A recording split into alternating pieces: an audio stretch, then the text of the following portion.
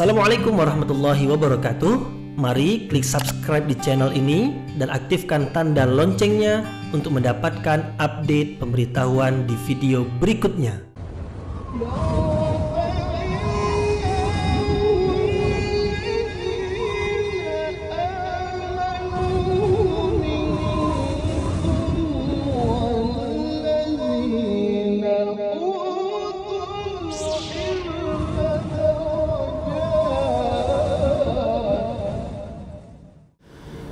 A'udzu billahi minasyaitonir rajim. Bismillahirrahmanirrahim. Assalamualaikum warahmatullahi wabarakatuh. Alhamdulillahirabbil alamin wa bihi nasta'in ala umurid dunya waddin nasta'inuhu wa nastaghfiruh wa na'udzu billahi min shururi anfusina wa min sayyiati a'malina. فمن يهده الله فلا مضل له ومن يضلل فلا هادي له أشهد أن لا إله إلا الله وحده لا شريك له وأشهد أن محمدا عبده ورسوله لا نبي بعده أما بعد. Kita bersyukur kepada Allah Subhanahu wa taala yang masih melimpahkan rahmat dan nikmatnya. Kita bersyukur dengan mengucapkan alhamdulillahi rabbil alamin. Kemudian tidak lupa pula bersalawat kepada Rasulullah dengan ucapan Allahumma salli ala Sayyidina Muhammad wa ala ali Sayyidina Muhammad, dan bersalam kepada Rasulullah dengan ucapan Assalamu alayka ya Rasulullah. Alhamdulillah kita dapat kembali meneruskan pengajian tafsir ayat-ayat suci Al-Quran yang insyaAllah kita akan teruskan kepada ayat yang ke-48, 49, 50, 51 dan 52 dari surah Ibrahim, yaitu 5 ayat terakhir dari surah Ibrahim. Seperti mana yang telah kita sampaikan sebelum ini, bahwasanya dari awal surah Ibrahim diterangkan tentang Al-Quran. Al-Quran yang diturunkan kepada Rasulullah Sallallahu Alaihi Wasallam. Tujuannya adalah supaya Rasulullah menyampaikan Al-Quran itu kepada manusia dan mengeluarkan mereka dari kegelapan kepada cahaya, dari kegelapan kekufuran, kegelapan kemusyrikan kepada cahaya keimanan, cahaya tauhid, dari jahiliyah kebodohan kepada ilmu pengetahuan. Nah, jadi Rasulullah dengan Al-Quran menyampaikan kebenaran kepada manusia. Isinya adalah pengetahuan tentang yang paling pokok sekali dalam hidup, yang menentukan keberhasilan kita dalam hidup ini untuk sampai ke tujuan, yaitu mentauhidkan Allah Subhanahu wa taala. Itulah yang paling pokok, yaitu dengan bahasa yang lebih mudah, yaitu kalimat tauhid, la ilaha illallah, tidak ada Tuhan yang patut disembah dengan kebenaran kecuali Allah. Itulah yang pertama kali, yang paling pokok, yang paling utama yang disebut di dalam Al-Quran, mulai dari ayat yang pertama lagi. Iqra bismi rabbikal ladzi khalaq. Bacalah dengan menyebut nama Tuhanmu yang menciptakan. Berarti menyebut nama Allah, karena Allah yang menciptakan alam semesta ini. Bukan dengan menyebut nama berhala, karena berhala itu bukanlah yang menciptakan. Bahkan berhala itu adalah yang diciptakan. Nah, Tuhan yang sebenarnya itu adalah yang mencipta, bukan yang dicipta. Jadi mulai dari ayat pertama turun sampai ayat yang terakhir turun, isinya yang paling pokok, yang paling utama, yang paling mendasar dan yang menentukan adalah mentauhidkan Allah Subhanahu wa taala. Nah, itulah Al-Quran yang diterima oleh Rasulullah dan disampaikan, dan alhamdulillah Al-Quran itu dijaga dan dipelihara oleh Allah sampai ke akhir zaman. Inna nahnu nazzalna dzikra wa inna lahu lahafizun. Sesungguhnya kamilah yang menurunkan Al-Quran itu dan kamilah yang memeliharanya. Terpelihara dengan tertulis di mushaf dan lebih lagi terpelihara Al-Quran itu dengan tersimpan di dalam dada. Karena sampai hari ini banyak para penghafal Al-Quran, mereka menghafal Al-Quran, yaitu dengan karunia Allah Subhanahu wa taala. Al-Quran yang 30 juz itu, yang jumlah ayatnya 6.600 ayat lebih itu tersimpan dalam dada mereka. Kalau diminta mereka untuk membacakannya, menyebutnya dari pangkal sampai akhir, dari awal mushaf Al-Fatihah sampai ke akhirnya yaitu An-Nas, mereka mampu untuk menyampaikannya. Bahkan ada di antara para penghafal Al-Quran itu sampai mengetahui surat apa, ayat berapa setiap ayat yang dibaca, bahkan sampai kepada halaman berapa, baris keberapa, di sebelah kanan atau sebelah kiri, bahagian atas atau bahagian bawah dari halaman mushaf itu. Begitu Allah memberikan karunia kepada manusia untuk menjaga firman-Nya. Maka terjagalah firman Allah Subhanahu wa taala, dan mulai dari pangkal surah Ibrahim sampai ke akhir surah Ibrahim menerangkan tentang Al-Quran. Nah, di akhir surah Ibrahim, yaitu 5 ayat terakhir yang akan kita pelajari dalam kesempatan ini, menerangkan tentang peringatan Al-Quran kepada manusia. Al-Quran mengingatkan manusia bahwasanya Tuhan yang sebenarnya adalah Tuhan yang Maha Esa. Annama huwa ilahu wahid. Ini akhir surat, ayat terakhir. Waliyadzakkaru ulul albab, dan supaya orang yang memiliki akal, kalau memang ia memiliki akal dan menggunakannya dengan baik, maka hendaknya apa yang disampaikan oleh Al-Quran, yaitu berupa kebenaran mentauhidkan Allah Subhanahu wa taala, untuk dijadikan sebagai peringatan. Waliyadzakkaru ulul albab, orang yang menggunakan akal fikiran tidak menyia-nyiakan akalnya apabila telah mengetahui kebenaran, yaitu la ilaha illallah, tidak ada Tuhan yang patut disembah dengan kebenaran kecuali Allah, maka terima kebenaran tersebut. Kemudian apabila menerima kebenaran, beriman, asyhadu an la ilaha illallah, dan yang menyampaikan Al-Quran adalah Nabi Muhammad, wa asyhadu anna Muhammadar Rasulullah, bersaksi tidak ada Tuhan yang patut disembah dengan kebenaran kecuali Allah, dan bersaksi Nabi Muhammad adalah Rasul Allah yang menyampaikan Al-Quran itu, maka dengan demikian telah berada di dalam agama yang benar. Nah, itulah yang akan menghantarkan nanti ke dalam surga. Itulah dia bekal yang akan menghantarkan ke dalam surga. Keimanan kepada Allah itulah yang akan membawa seseorang ke dalam surga. Kemudian peringatan, apabila tidak juga beriman, tidak menggunakan akal fikiran, mengikuti kehendak hawa nafsu, hanya mengikuti apa yang diwarisi dari nenek moyang yang terdahulu, maka orang yang seperti ini adalah orang yang gagal dalam ujian hidup itu, beriman atau tidak beriman. Faman syaa'a falyu'min wa man syaa'a falyakfur. Siapa yang ingin beriman, beriman. Siapa yang memilih kekufuran, silakan pilih kekufuran. Dan setiap orang akan dibalas. Berbuat buruk akan dibalas dengan apa balasannya nanti di hari akhirat? Neraka. Dan yang berbuat baik akan dibalas dengan apa balasannya nanti di akhirat? Dengan surga. Waliyadziyalladzina asa'u bima amilu, dan akan diberi balasan bagi orang yang melakukan kejahatan, yang melakukan keburukan, yaitu menolak kebenaran, menolak mentauhidkan Allah, maka mereka akan menanggung akibatnya. Wa yajziyalladzina ahsanu bil husna, dan siapa yang melakukan kebaikan maka akan diberi balasan berupa kebaikan pula, yaitu surga, akan mendapatkan kenikmatan di dalam surga. Hidup di dunia ini adalah sebagai ujian, dan hari akhirat adalah sebagai hari pembalasan. Nah, ini juga disampaikan di dalam Al-Quran. Maka Al-Quran sebagai kitab peringatan.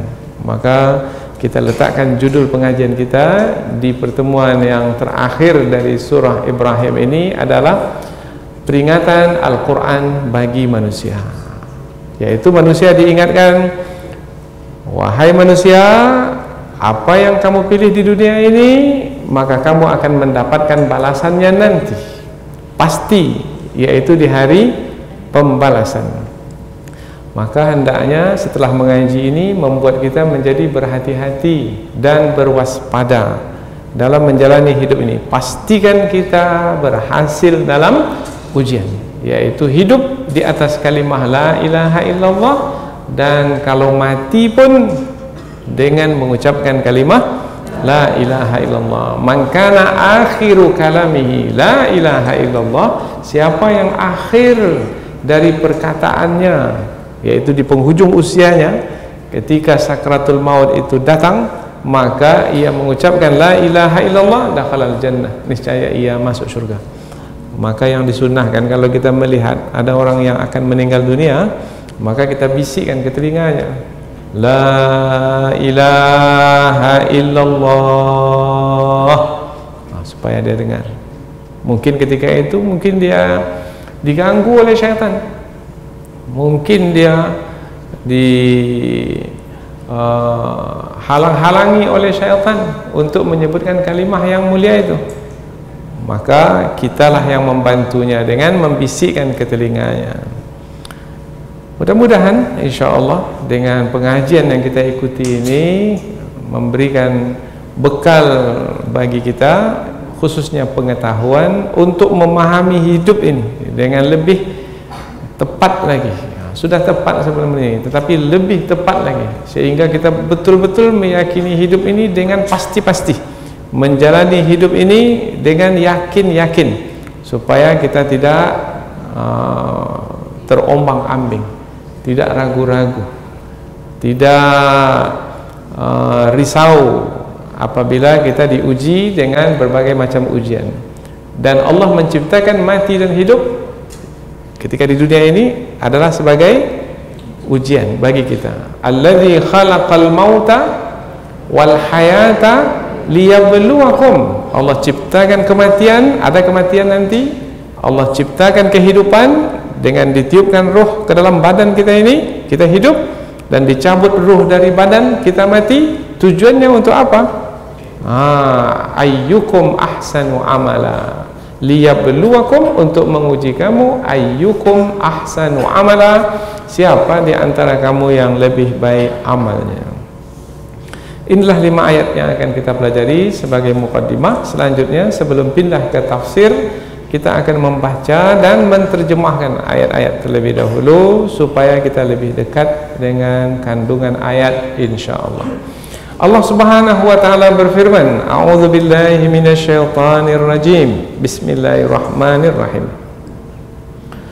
Yauma tubaddalul ardu ghairal ardi was samawat wa barazu lillahil wahidil qahhar wa taral mujrimina yawma idzin muqarranina fil asfad sarabiluhum min qatiranin wa taghsha wujuhahumun nar liyajziyallahu kulla nafsin ma kasabat innallaha sari'ul hisab.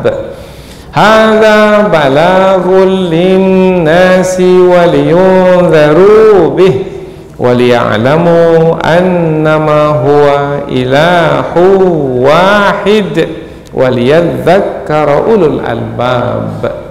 Allah berfirman, yauma, pada hari. Karena ada kata yauma berbaris di atas, maka bisa ditambah di pangkalnya, ingatlah hari, jadikan peringatan, yaitu hari tubaddalul ardu, diganti bumi, bumi yang sekarang ini, ghairal ard, dengan bumi yang lain.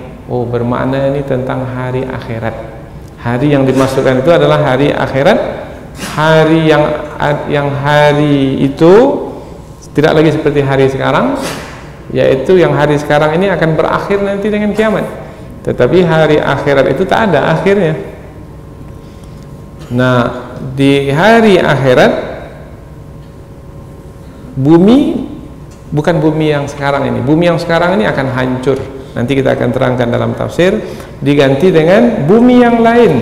Was samawat, dan langit pun juga akan diganti dengan langit yang lain. Wa barazu, dan mereka semua dibangkitkan lillah, menghadap Allah al-wahid yang maha esa, al-qahhar yang maha perkasa. Wa taral mujrimin, dan kamu wahai Muhammad melihat orang-orang yang melakukan kejahatan itu, yauma idzin, pada hari itu, hari yang dimaksudkan hari apa? Hari akhirat, hari akhirat. Muqarranin, mereka itu diikat fil asfad, dalam belenggu. Sarabiluhum, pakaian mereka, min qatiran, dari qatiran ini bahasa yang kita pakai di sini ini apa yang digunakan untuk buat jalan itu, yang warnanya hitam itu? Aspal atau pelangkin kata orang. Nah, itu pakaiannya itu dari pelangkin, dari aspal. Pakaian mereka itu, mereka siapa? Penghuni neraka. Wa tarsha, dan menutupi wujuhahum, wajah-wajah mereka, wajah-wajah penghuni neraka. Apa yang menutupinya? An-nar, api neraka. Jadi api neraka menutupi wajah-wajah mereka. Tadi disebutkan pakaian, dan satu lagi disebutkan wajah. Liyajziyallah, supaya Allah memberikan balasan kulla nafsin, ke atas setiap diri, maka sabat, disebabkan apa yang telah dilakukan ketika di dunia. Innallah, sesungguhnya Allah sari'ul hisab, amat cepat hisabnya, amat cepat perhitungannya. Hadza, Al-Quran ini, balaghun, disampaikan, linnas, kepada manusia, waliyunzaru bih, dan supaya manusia mendapat peringatan dengannya, dengan Al-Quran itu. Waliya'lamu, dan supaya mereka manusia mengetahui, annama, sesungguhnya, ini dia yang penting itu, ini yang pokok, huwa, dia Allah, ilahun, Tuhan, wahid, yang esa. Itulah dia, Tuhan yang maha esa, ketuhanan yang maha esa. Itu penting sekali, itu tauhid. Waliyadzakkara, dan supaya mengambil peringatan, ulul albab, orang yang memiliki akal. Orang yang memiliki akal mengambil peringatan dari apa yang diberitahukan. Kita baca dari pangkal ayat langsung sampai ke akhirnya, kemudian kita akan pindah ke penjelasan. Hari berganti bumi dengan bumi yang lain, dan begitu juga langit, dan mereka dibangkitkan menghadap Allah yang maha esa lagi maha perkasa. Dan kamu wahai Muhammad melihat orang-orang yang jahat itu, orang-orang yang melakukan kejahatan itu pada hari itu, yaitu hari akhirat, diikat di dalam belenggu. Pakaian mereka itu dari pelangkin, dan api neraka menutupi wajah mereka. Dan supaya Allah memberikan balasan ke atas setiap diri yang telah melakukan perbuatan ketika di dunia. Sesungguhnya Allah amat cepat hisabnya. Al-Quran ini adalah penyampaian bagi manusia supaya mereka mendapat peringatan dengannya, dan supaya mereka mengetahui bahwa sesungguhnya Dia, Allah, adalah Tuhan yang Maha Esa, dan supaya orang-orang yang berakal mengambil pelajaran atau menjadikannya sebagai peringatan. Inilah dia 5 ayat yang akan kita pelajari, yaitu dari terjemahan tadi dapatlah kita ketahui bahwasanya 5 ayat terakhir dari surah Ibrahim ini adalah menerangkan tentang peringatan Al-Quran. Al-Quran diantara isinya adalah peringatan, al-inzar, peringatan bahwasanya di sana ada hari akhirat, hari pembalasan. Yang berbuat baik di dunia akan diberi balasan baik di akhirat, dan yang berbuat jahat di dunia, yang melakukan perbuatan buruk di dunia, akan mendapatkan pembalasan pula di hari akhirat. Nah, hari akhirat itu ada buminya juga, ada langitnya juga. Bukan bumi yang sekarang, bukan langit yang sekarang. Di hari akhirat, bumi yang sekarang ini akan diganti dengan bumi yang lain. Yang bumi yang lain itu terhampar datar, tak ada lagi gunungnya, tak ada lagi lautnya, datar saja. Kemudian disebutkan ada dua riwayat. Yang pertama, di bawah bumi itu, bumi mahsyar namanya, ada neraka. Tetapi ada juga yang mengatakan setelahnya ada neraka, yaitu setelahnya manusia akan bergerak menuju tempat hisab. Kemudian selepas hisab itu ada neraka, dan di atas neraka itu ada titian. Siapa yang berhasil meniti titian tersebut, sampailah ke daratan seberang. Daratan seberang itu surga.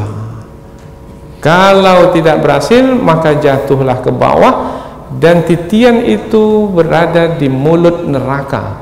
Maka apabila tidak berhasil meniti titian tersebut, disambut oleh neraka yang ada di bawahnya. Maka apabila diberitakan tentang akhirat sedemikian rupa, maka menjadi peringatan bagi kita sekarang ini ketika masih di dunia. Apalagi di dalam ayat yang akan kita pelajari ini disebutkan pula tentang penghuni neraka itu nanti diikat di dalam belenggu. Belenggu maknanya rantai-rantai besi. Tangan mereka diikat, kaki mereka diikat. Bahkan dalam surah Yasin disebut diikat, tangan kaki mereka itu diikatkan ke leher mereka. Seperti apa itu gambarannya? Tangan ke leher, kaki juga ke leher. Kemudian mereka akan diseret di bumi mahsyar yang panas. Melihat gambaran seperti itu sudah menakutkan. Ini namanya peringatan. Kemudian pakaian mereka bagaimana? Pakaian mereka itu dari pelangkin, bermaknanya melekat di kulit mereka. Kemudian pelangkin itu apa warnanya? Hitam, karena memang hitam karena dibakar, melekat di tubuh mereka. Kemudian wajah mereka tak nampak lagi mana pipinya, mana hidungnya, mana dagunya, mana keningnya, karena sudah tertutupi oleh api neraka. Ini yang disebutkan dalam ayat ini. Jadi ketika disampaikan seperti ini, maka jadi peringatan, membuat kita menjadi takut. Maka disebutkan ayat-ayat ini adalah ayat-ayat takhwif. Takhwif maknanya melahirkan takut. Nah, kalau tidak mendatangkan rasa takut dalam hati ketika kita mempelajari ayat-ayat seperti ini, bermakna ada masalah pada hati kita itu. Something wrong, ada yang salah pada hati. Maka perlu diperbaiki, bawa ke bengkel. Nah, bengkel hati itu di mana? Bengkel hati itu majelis ilmu. Tetapi ketika menghadiri majelis ilmu itu mestilah ada iman di dalam hati kita. Nah, lembutkanlah hati yang keras itu dengan pengetahuan. Lembutkanlah hati yang keras itu dengan beriman kepada Allah dan beriman kepada hari akhirat. Karena hidup ini bagi orang yang berakal, kalau betul-betul memahami kehidupan ini dengan akal, hidup ini tidak berakhir dengan kematian, tidak. Karena apabila hidup ini berakhir dengan kematian, belum tertegakkan lagi keadilan. Sebab banyak orang yang berbuat baik di dunia masih belum mendapat balasan kebaikan di dunia ini. Banyak orang yang buat jahat di dunia ini belum mendapatkan pembalasan di dunia ini. Sementara hidup ini ditegakkan di atas keadilan. Maka barulah tertegakkan keadilan dengan adanya hari pembalasan. Karena di hari pembalasanlah setiap yang berbuat baik di dunia akan diberi balasan sekecil apapun, tidak akan diabaikan. Begitu juga sebaliknya, yang melakukan kejahatan di dunia sekecil apapun akan mendapatkan pembalasannya di hari akhirat, hari pembalasan yang penguasanya ketika itu adalah Allah, Maliki Yaumiddin, penguasa pada hari pembalasan. Faman ya'mal mithqala dzarratin khairan yara wa man ya'mal mithqala dzarratin syarran yara. Ini maknanya ayat keadilan, adil. Jadi baru bisa memahami keadilan itu kalau memahami hidup ini, memahami hidup dunia dan akhirat sekali. Kalau hanya dunia saja, Maka seperti yang kita katakan tadi, bahwasanya banyak orang yang melakukan kejahatan sampai mati pun tetap melakukan kejahatan dan masih badannya sehat sampai mati. Kemudian keluarganya tak ada apa-apa, harta bendanya bertambah, kuasanya semakin tinggi, kesombongannya pun juga demikian. Bermakna dia belum mendapatkan pembalasan. Nah, maka kita katakan bahwasanya keadilan itu akan ditegakkan dengan adanya hari pembalasan. Maka orang yang memiliki akal dan menggunakannya, disebut di dalam ayat ini di penghujung surah, ulul albab, maka mereka akan memahami hakikat kehidupan seperti yang kita terangkan tadi. Inilah 5 ayat yang akan kita pelajari. Selanjutnya kita pindah ke tafsir ayat, yaitu penjelasan yang lebih panjang dari ayat. Tujuannya supaya kita dapat lebih dekat lagi dengan makna yang terkandung dalam ayat, untuk mudah bagi kita menjadikannya sebagai bekal dalam kehidupan. Sayang sekali Allah telah berikan bekal berupa Al-Quran, tapi kita hanya membacanya saja. Memanglah dapat pahala dari membacanya, setiap huruf 10 pahala. Tetapi Al-Quran itu juga adalah kitab pedoman, yaitu yang kita ikuti, yang kita pedomani dalam hidup.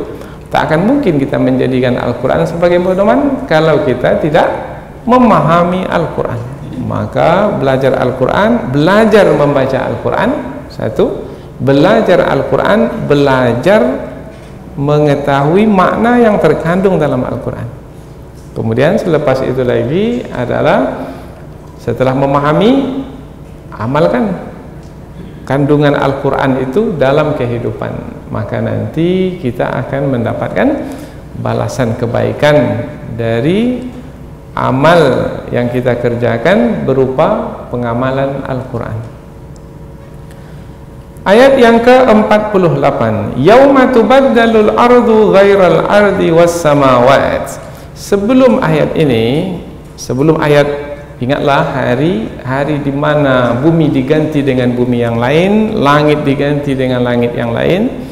Sebelum ayat ini, ujung dari ayat sebelum ini adalah Allah Dzuntiqam.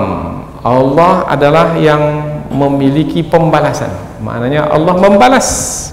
Kalau disebut intiqam, bermakna ada yang melakukan kejahatan, maka Allah akan membalas perbuatan jahat yang dilakukan oleh orang-orang yang melakukan kejahatan itu. Siapa orang yang paling jahat itu? Orang yang paling jahat itu adalah orang yang menolak kebenaran. Orang yang menolak kebenaran yang telah Allah turunkan. Menolak kebenaran itu juga dalam waktu yang sama menolak yang menyampaikan kebenaran. Kebenaran itu disampaikan kepada siapa? Kepada Rasul, Rasul yang diutus. Menolak Rasul yang diutus bermakna ia adalah juga menolak kebenaran. Jadi menolak mentauhidkan Allah, menolak Nabi Muhammad yang diutus untuk menyampaikan tauhid. Nah, mereka ini adalah orang-orang, dalam ayat ini disebut mujrimin. Mujrimin adalah orang-orang yang melakukan kejahatan. Kalau bahasa hukum sekarang adalah pelaku tindak kriminal. Nah, itu mujrim. Kalau bahasa Melayu di Malaysia, penjenayah, yaitu orang yang melakukan kejahatan kriminal. Nah, mereka ini melakukan kejahatan, dan kejahatan yang paling jahat yang dilakukan oleh manusia adalah menyekutukan Allah Subhanahu wa taala. Nah, itu kejahatan yang paling jahat. Kezaliman yang paling zalim, wa man azlamu. Siapa lagi orang yang paling zalim? Kezaliman yang paling zalim adalah menyekutukan Allah Subhanahu wa taala, atau tidak percaya kepada Allah taala. Karena kezaliman sebelum ini sudah kita terangkan apa makna zalim. Zalim itu maknanya mengambil hak, atau satu lagi apa? Memindahkan hak. Nah, kalau kezaliman kepada manusia, mengambil hak manusia. Harta itu harta orang, kemudian dia ambil harta orang itu menjadi hartanya. Nah, itu dia zalim. Atau harta itu harta orang, dia pindahkan harta orang itu kepada orang lain. Itu juga zalim. Umpamanya hakim, umpamanya di pengadilan, harta itu harta si A, dia tahu harta itu harta si A, tapi dengan pembicaraan di pengadilan, hakim ini memutuskan harta itu menjadi harta si B, maka hakim ini zalim, yaitu mengambil hak orang lain atau memindahkan hak orang lain. Ada yang lebih zalim lagi, yaitu mengambil hak Allah. Hak Allah itu diibadati, disembah, tapi dia ambil hak Allah sehingga dia pula yang disembah. Jangan sembah Allah, tapi sembah aku, kata penguasa di Mesir dulu. Siapa namanya?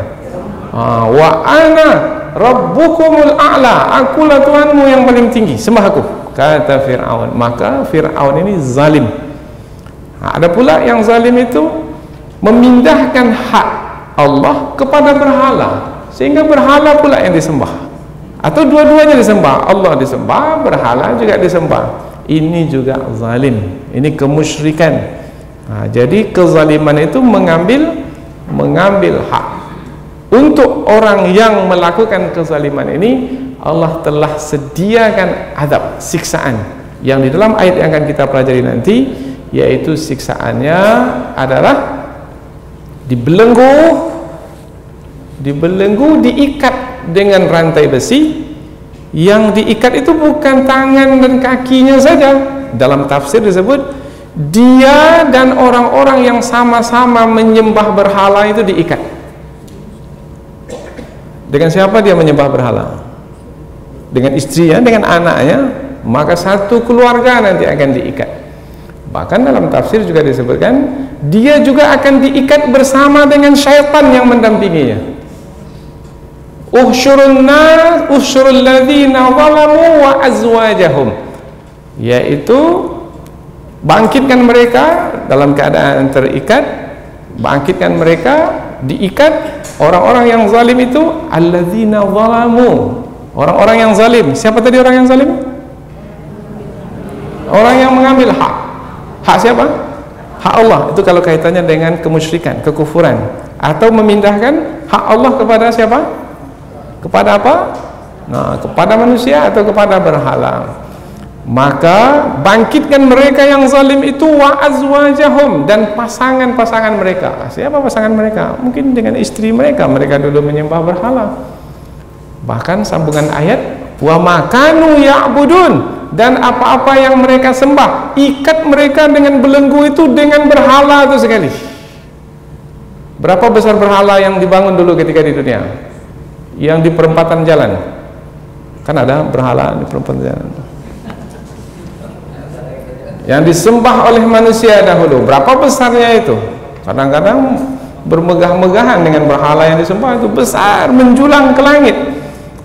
Diikatkanlah dia nanti dengan berhalanya itu dengan rantai besi, fi silsilatin sab'una dzira'an, diikat yang panjangnya itu 70 depa, faslukuh, seret dia di bumi mahsyar yang panas itu.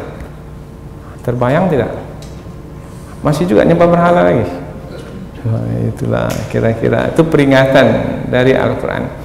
Karena kebenaran semenjak Nabi Adam, Nabi Nuh, Nabi Hud, Nabi Saleh, Nabi Idris, Nabi Ibrahim, sampai ke hari ini, kebenaran yang disampaikan oleh setiap Nabi adalah sembah Tuhan yang Maha Esa. Itu dia. Tak ada Tuhan itu dua, tiga. Tuhan itu satu. Tak mungkin Tuhan itu lebih dari satu. Kalau ada Tuhan itu lebih dari satu, kacau dunia ini. Lau kana fihi ma'alihatan illallah la fasadata. Kalau ada Tuhan selain Allah di langit dan di bumi, ada lagi Tuhan yang lain, dua Tuhan, apalagi tiga Tuhan, apalagi banyak Tuhan, maka akan rusaklah langit dan bumi ini. Maka bagaimana manusia yang berakal memahami Tuhan itu lebih dari satu? Tuhan itu memiliki sifat sempurna. Sempurna maknanya tidak dibatasi. Kalau Tuhan itu dua, pasti dia akan dibatasi. Yang satu itu dibatasi dengan yang lainnya. Kapan baru Tuhan itu memiliki kuasa yang mutlak, tidak dibatasi oleh yang lainnya? Kalau dia sendiri satu. pilot saja, ada co-pilot, maka pilot itu dibatasi oleh co-pilot. Co itu yang sebelahnya itu. Nah, dan mestinya yang berada di sampingnya itu dia patuh kepada yang memegang kendali. Kalau tidak, nanti kata yang satu, saya mau belokkan pesawat ini ke kanan. Kata yang di sebelah kiri, saya mau belokkan ke kiri. Nah, macam mana jadinya pesawat itu? Kalau di set kendaraan itu, di bus itu ada 2 supir, ada 2 pengemudi, macam mana nasib bus itu? Masuk jurang. Maka orang yang berakal tidak akan mungkin menuhankan Tuhan lebih dari satu. Kalau masih juga menuhankan lebih dari satu, tidak berakal, tidak menggunakan akal. Keras bukan keras, tegas, mesti jelas. Dan ini yang menentukan jalan hidup kita itu, apakah kita itu berada di atas jalan yang benar atau di atas jalan yang sudah menyimpang. Dan ini mesti dipastikan pada diri kita, pada keluarga kita, dan pada keturunan kita. Wa idh hadara Ya'qub al-maut idh qala li banihi ma ta'buduna min ba'di. Nabi Ya'qub juga sebelumnya Nabi Ibrahim alaihi salam mengumpulkan anak-anak dan keturunan di penghujung usianya ketika hendak meninggal dunia. Maka Nabi Ya'qub bertanya, wahai anak-anakku, siapa yang kamu sembah kalau aku meninggal dunia? Sekarang ini ketika aku masih hidup, aku mengetahui apa yang kamu sembah, karena aku pastikan semua kamu menyembah Allah yang Maha Esa. Tapi kalau aku mati nanti, apa yang kamu sembah? Na'budu ilahaka wa ilaha abaika Ibrahim wa Ismail wa Ishaqa ilahan wahidan wa nahnu lahu muslimun. Kami akan menyembah Tuhan ayahanda, Tuhan Nabi Ibrahim, Tuhan Nabi Ismail, Tuhan Nabi Ishak, Tuhan yang Maha Esa, dan kami adalah orang-orang yang berserah diri kepadanya. Oh, ini dia tauhid. Tak boleh beranjak dari tauhid ini. Mesti tegas dalam ajaran tauhid. Inilah dia pembeda antara mana orang yang benar dan mana orang yang salah. Mana dia penghuni syurga, mana dia penghuni neraka. Mana orang yang berada di atas jalan yang lurus, jalan yang benar, dan mana orang yang berada di atas jalan yang sesat. Mana orang yang diberi nikmat oleh Allah, siratal ladzina an'amta alaihim, mana orang yang ghairil maghdubi alaihim waladdallin. Dalam surah Al-Fatihah itu, mana jalan orang-orang yang dimurkai oleh Allah dan jalan orang-orang yang sesat. Nah, ini pastikan ini anak-anak kita hati-hati, karena sekarang ini banyak sekali usaha untuk memurtadkan anak-anak kita. Dan ada seorang ibu mengadu kepada saya, dia punya 1 anak saja, anak laki-laki. Kemudian dia memberitahu sambil menangis dalam telepon, Ustaz, anak saya sekarang sudah tidak lagi bersama saya dengan teman perempuannya, dan kabarnya dia sudah keluar dari agama. Na'udzubillah min dzalik. Berlaku seperti ini, nih buktinya berlaku. Apa sebab? Sebab tak diajarkan tauhid ini mulai dari kecil. Dan inilah yang akan kita bawa menghadap Allah. Karena nanti di dalam kubur, pulang orang-orang yang mengantarkan, yang pertama kali ditanya nanti di dalam kubur, man rabbuka, siapa Tuhanmu? Siapa Tuhan? Jawablah. Siapa yang disembah dahulu ketika di dunia? Dan itulah jawabannya nanti di dalam kubur. Yauma tubaddalul ardu ghairal ardi was samawat. Ayat ini peringatan, menerangkan tentang hari akhirat, hari pembalasan, hari yang dimana pada hari itu bumi diganti dengan bumi yang lain, langit diganti dengan langit yang lain. Lalu langit dan bumi yang ada sekarang ini kemana perginya? Hancur dengan kiamat. ditiup sangkakala pertama, semua hancur. Langit ini akan meleleh. Meleleh itu seperti apa?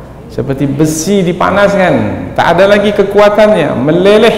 Dan bumi ini akan berterbangan seperti habuk, seperti debu. Kemudian setelah itu ditiup sangkakala kedua, dan di antara dua sangkakala itu 40 tahun lamanya, itulah kiamat. Kemudian terbentuk langit yang baru dan bumi yang baru. Awalaysa alladhi khalaqas samawati wal arda biqadirin ala an yakhluqa mithlahum bala wa huwal khallaqul alim. Bukankah yang pernah menciptakan langit dan bumi pada kali pertama dahulu mampu menciptakannya kembali? Ya, mengapa tidak? Dahulu saja pernah diciptakan, dari tidak ada menjadi ada, kemudian pernah ada, kemudian diadakan lagi. Lebih mudah bagi Allah. Dan untuk menciptakannya Allah cukup mengatakan innama amruhu idza arada syai'an ay yaqula lahu kun fayakun. Allah cukup mengatakan jadi, jadi langit yang baru, jadi bumi yang baru. Dan di dalam Sahih Imam Bukhari disebutkan bumi yang baru itu yang disebut dengan mahsyar. Bumi itu terhampar datar, bayda putih, afra dia kemilau, kemudian dia seperti kakursatin naqi, yaitu seperti hamparan. Seperti apa hamparan itu? Disebutkan ada terjemahan dari hadis ini, hamparannya itu datar seperti roti. Ketika kita potong roti, nampak dia datar. Seperti itulah manusia berada di atasnya. Berarti luas sekali, karena semua manusia berada di situ semuanya. Kemudian mereka semua laisa fiha ma'lamun li ahadin. Dalam riwayat yang lain, laisa fiha alamun li ahadin. Tidak ada satu tanda pun nanti bagi seseorang di mahsyar itu. Tak ada tanda. Kalau sekarang ini masih ada tanda. Ke Padang ada tanda, ke Dumai ada tanda. Kalau di sana tak ada tanda, kosong saja. Semua bangkit dari dalam kubur. Wa barazu, sambungan ayat, dan mereka itu bangkit lillah, dari dalam kubur menghadap Allah al-wahid, Allah yang maha esa, al-qahhar. Diterjemahkan perkasa, sebenarnya maknanya adalah yang mengalahkan segala kehendak.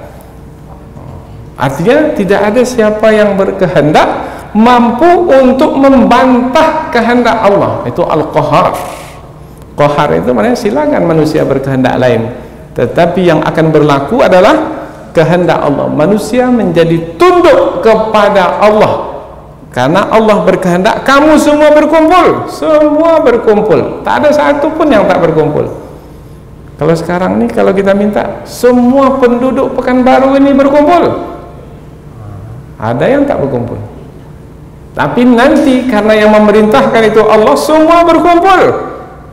Dan Allah yang memerintahkan itu adalah Al-Qahhar, tak ada satupun yang membantah, semua berkumpul. Tak pakai alas kaki, tak pakai pakaian. Kalau begitu tak pakai pakaian, laki-laki perempuan berkumpul di satu tempat, apakah bisa melihat orang lain? Oh tidak.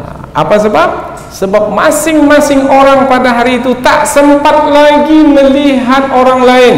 Apa sebab? Dia disibukkan dengan dirinya masing-masing. Sama kalau kita gempa aja, belum lagi dibangkitkan di bumi mahsyar, gempa saja dia dah tak lihat lagi orang lain, karena dia ingin menyelamatkan dirinya sendiri. Pernah dahulu berlaku gempa di Mesir, kami di tingkat 10, gempa, semua turun ke bawah. Tak lagi sempat naik lift, turun dengan tangga. Ada yang sedang tidur siang, dia turun dari tangga sampai di bawah baru dia sadar tak ada pakaian yang dia bawa. Di bawah dia baru sadar. Ketika lari dia tak sadar, dia sedang tidak berpakaian. Ada lagi seorang ibu sampai di bawah baru dia berteriak-teriak. Anaknya tertinggal masih di atas. Karena dia memikirkan dirinya sendiri. Padahal anak itu yang selalu dalam pangkuannya, tapi rupanya kalau udah gempa, anaknya pun ditinggalkan. Maka dalam ayat Al-Quran dikatakan, ibu akan lupa dengan anak yang sedang ia susukan. Begitu dahsyatnya hari akhirat, hari kiamat. Maka jangan bayangkan seperti di dunia ini. Hari di mana mereka semua dibangkitkan menghadap Allah yang Maha Esa. Jadi semua bukan berakhir apabila telah mati, berakhir di dalam kubur menjadi tanah. Tidak, memang hancur dimakan tanah karena sudah lama dikubur, tapi akan dibangkitkan kembali dan menghadap Allah untuk mempertanggungjawabkan apa yang telah dilakukan. Wa taral mujrimin, dan kamu wahai Muhammad akan melihat orang-orang yang melakukan kejahatan dahulu ketika di dunia. Mujrim, mujrim ini yang melakukan kejahatan, yang mengambil hak orang lain tanpa kebenaran. Yauma idzin, pada hari itu hari apa? Hari akhirat. Muqarranin, mereka itu diikat.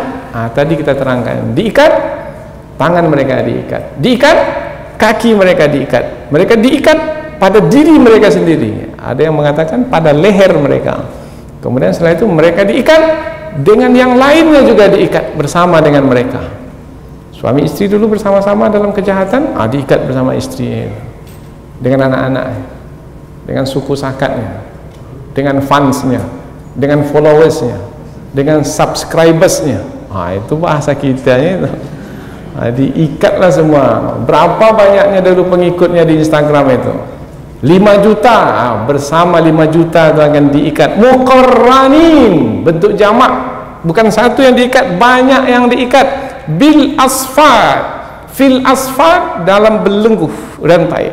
Berarti rantai itu panjang, itu panjang.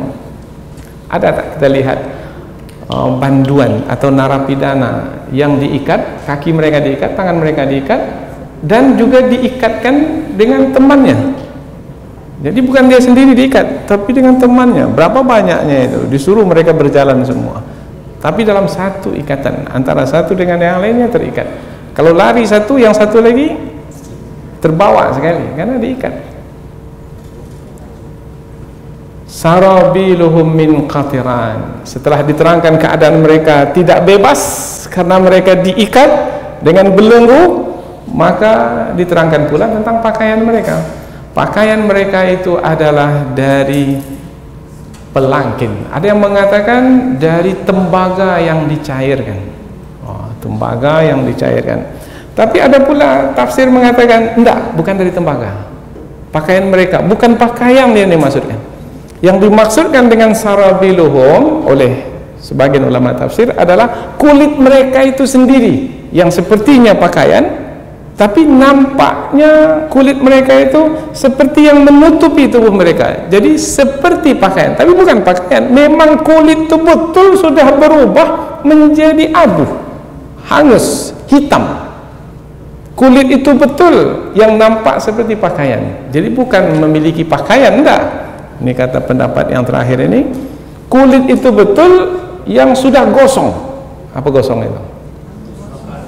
Kalau seperti sekarang ini masih bagus, tapi udah hangus, hitam. Kullama nadijat juluduhum baddalnahum juludan ghairaha. Setiap kali hangus kulit mereka, Allah ganti dengan kulit yang lain. Jadi berganti-ganti, sama seperti mengganti pakaian. Sarabiluhum, pakaian mereka atau kulit mereka, min qatiran. Qatiran yaitu cairan yang panas, yang meleleh, itu yang melekat di tubuh mereka. Wa taghsha wujuhahumun nar, dan api neraka itu menutupi wajah mereka.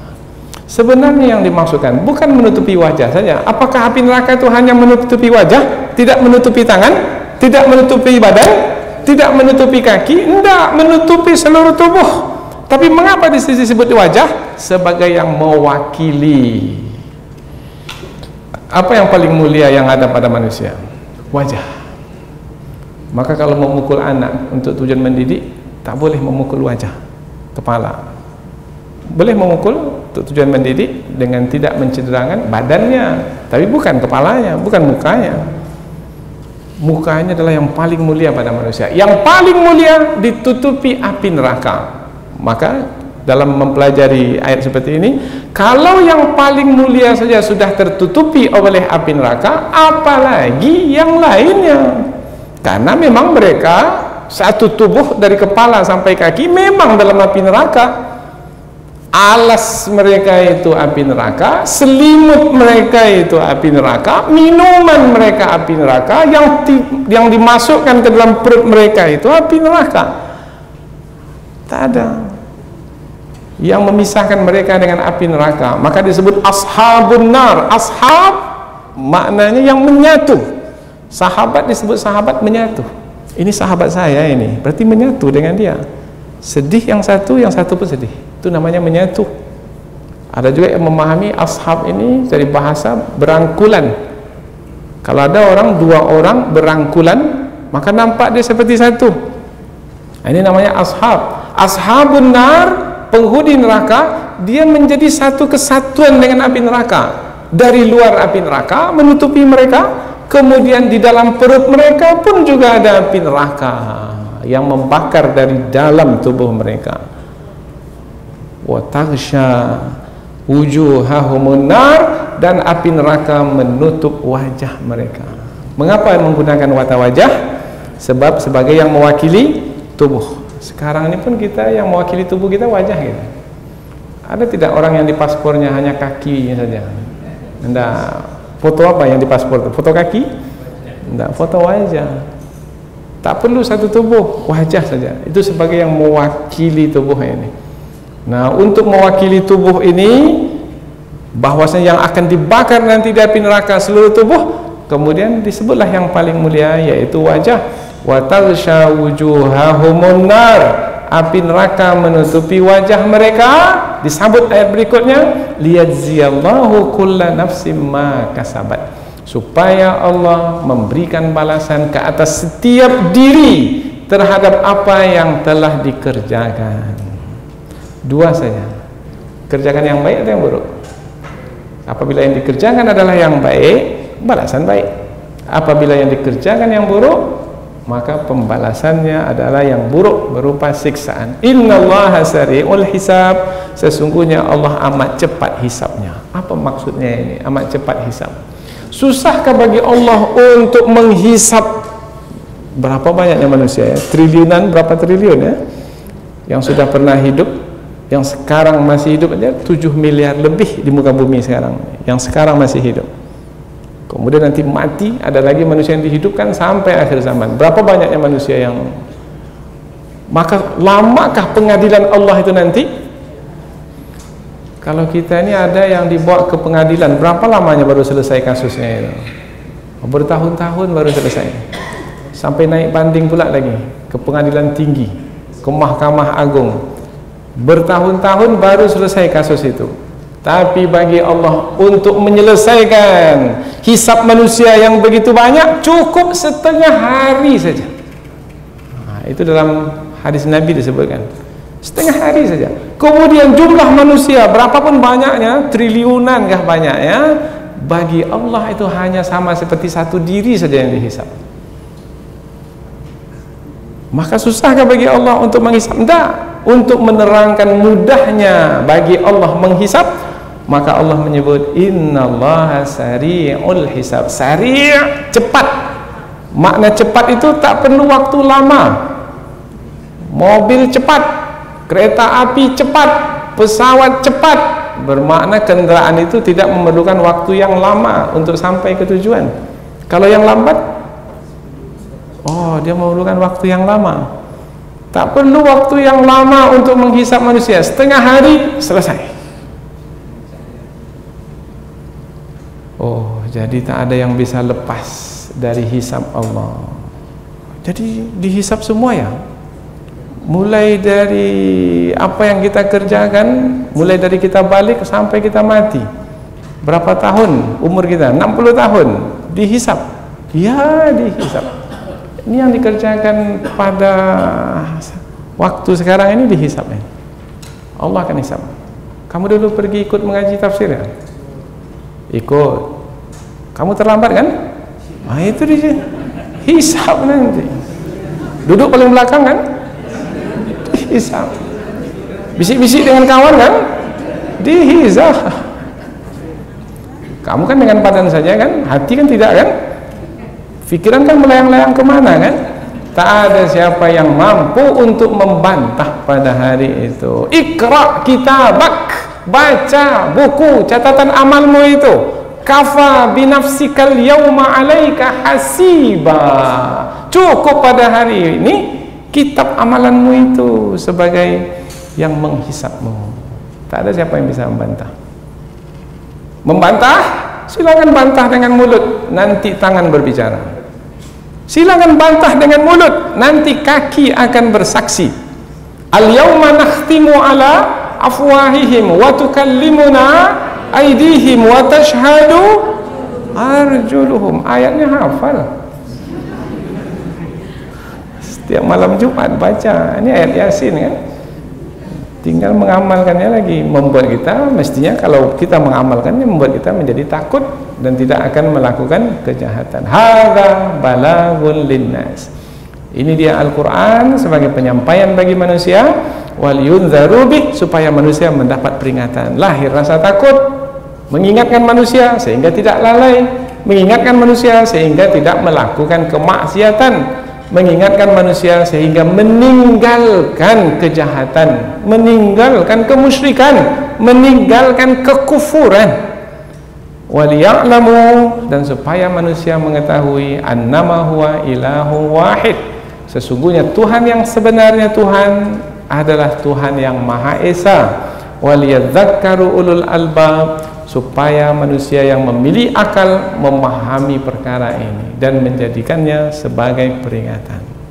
Jelas ayat ini, rasanya tak perlu tafsiran yang lebih panjang, tinggal lagi menambahkan keimanan kita. Hendaknya apa yang kita pelajari ini menambahkan keyakinan kita, kemudian membuat kita menjadi lebih pasti-pasti lagi dalam menjalani hidup, yaitu pastikan hidup kita ini di atas kalimah la ilaha illallah, dan pastikan kalau meninggal dunia juga di atas kalimah la ilaha illallah. Ini dia yang disampaikan dalam Al-Quran. Dan tentang Al-Quran ini mulai dari pangkal surah Ibrahim sampai akhir surah Ibrahim. Tapi malangnya manusia, tak semua mau menerima Al-Quran. Pada masa Rasulullah dahulu ada yang menolak Al-Quran. Rasulullah menjadi sedih? Ya sedih. Namun Rasulullah dihibur, wahai Muhammad, bukan kamu saja yang seperti itu. Dahulu Nabi Musa pun juga seperti itu. Banyak yang menolak kebenaran yang disampaikannya. Nabi Saleh juga seperti itu. Nabi Hud juga seperti itu. Nabi Ibrahim juga seperti itu. Dalam surah Ibrahim diterangkanlah kisah-kisah para nabi terdahulu kepada Nabi Muhammad untuk menjadi hiburan bagi baginda Rasulullah SAW. Dengan demikian selesai sudah tafsir surah Ibrahim, dan insyaallah nanti kita akan lanjutkan ke surah berikutnya, yaitu surah Al-Hijr, insyaallah. Subhanakallahumma wa bihamdika asyhadu an la ilaha illa anta wa astaghfiruka wa atubu ilaihi. Wassalamu alaikum warahmatullahi wabarakatuh.